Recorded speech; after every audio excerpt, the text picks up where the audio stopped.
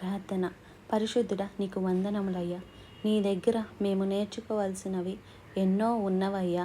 మా బ్రతుకులో మేము మానుకోవలసినవి ఎన్నో ఉండగా, నేర్చుకోవలసినవి ఎన్నో ఉండగా, మా పాత ఆదాము స్వభావం నుంచి పరిపూర్ణమైన విడుదలను, పరిశుద్ధపరచబడిన జీవితమును కలిగి ఉండునట్లుగా నీ యొక్క మనసును ధరించుకొనుటకు నీ సన్నిధిలో ఎప్పటికప్పుడు ప్రార్థించుకొని రూపాంతర అనుభవాన్ని పొందుకుంటూ నీ రాకడ కొరకు సిద్ధపడుటకు సహాయము చేయమని క్రీస్తు నామములో అడుగుచున్నాము తండ్రి. ఆమెన్. అవునండి, ప్రభువు వస్తున్నాడు కదా. రాకడ సూచనలన్నీ కనబడుతూ ఉన్నాయి. ఇవాళ శుక్రవారం అండి. శుక్రవారం అనగానే చర్చిలో ఉపవాస ప్రార్థన ఉంటుంది. చాలా సంఘాల్లో ఉంటుంది. ప్రార్థన అనేది చాలా ప్రాముఖ్యమైనది.